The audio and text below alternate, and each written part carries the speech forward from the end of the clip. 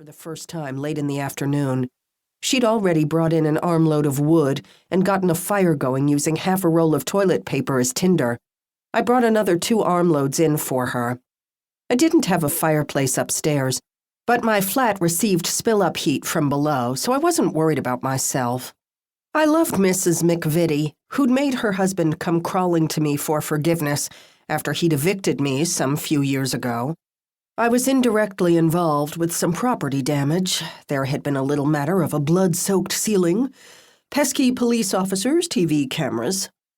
She'd grown fond of me, I guess, even though I hadn't lived there very long. I was grateful to get my place back. This week, Mr. McVitie wasn't home, having gone on an ice fishing safari in the Upper Peninsula with his sons.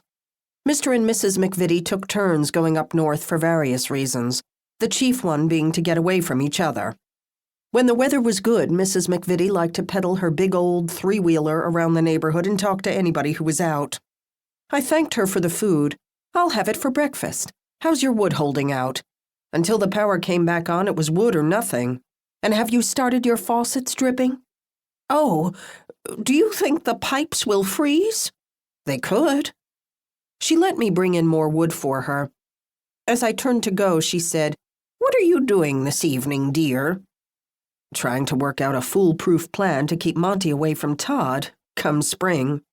"Oh, I hate that dog. He's a terrible dog." I was surprised. She was such a tender heart. "Well," I said, "I guess it's not really the dog. It's that Mrs. Gagnon doesn't control him." "Oh, no, dear. It's not just that." Her voice was pure and sweet. "Of course, if she kept him in her backyard, he couldn't hurt your rabbit, but it's not just that. He's a very nasty dog, a nasty personality." I agree, but thought it best not to be the first to say it. I asked Animal Control to come and talk to her after Monty bit me, and they did, but I'm afraid he'll be right back at it when the weather turns nice. We peered out the stairwell window at the relentless sleet. "Actually," I went on, "I'm trying to come up with a way to kill him." Without really killing him, you know. "I understand." "Well, I'll think about it too, dear." "Thank you, Mrs. McVitie. Thank you very much. Good night, dear." The phone was ringing as I opened my door, ringing out from the shadows in the dining room. "Hello? Hey, Starmate. You have to come to L.A. My best friend always just started talking when I picked up the phone, whether it had been an hour or a year since we'd last spoken. "Truby! What is it? You have to come for a visit right now. I can't handle anything but yes." Her voice was oddly tight, oddly desperate, oddly something. "I need you. Lillian, listen. I really, really, really need you. You've been talking about coming for another visit for 3 years now, and you haven't. And writing letters is great, and Dallas was fun, but I really need to talk to you." I heard a little gulp and knew what that meant. "Truby, don't cry." A huge sob drowned me out. "Never mind," I said. "Let it out, let it out." The only thing worse than having somebody lose it on you is having her do it over the phone. You can't put your arm around her. You can't go get her a drink of water. You can't search her face for a clue as to what the hell's going on. How serious is it? You can't really know.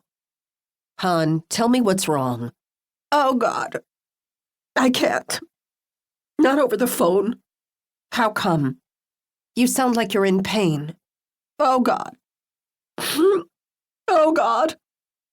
She made an audible effort to catch her breath. "I've never faced something like this. I'm so scared, Lillian.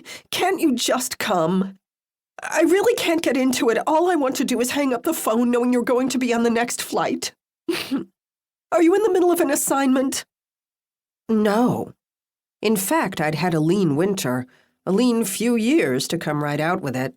Since launching my freelance career with a big juicy story for the Motor City Journal about a series of murders that I more or less helped solve, work had been spotty. I was able to get a few more big assignments from the Journal, but not many other magazines took to my style of reporting. Not the ones that paid, anyhow. I made ends meet freelancing as a tech writer and doing a little bus.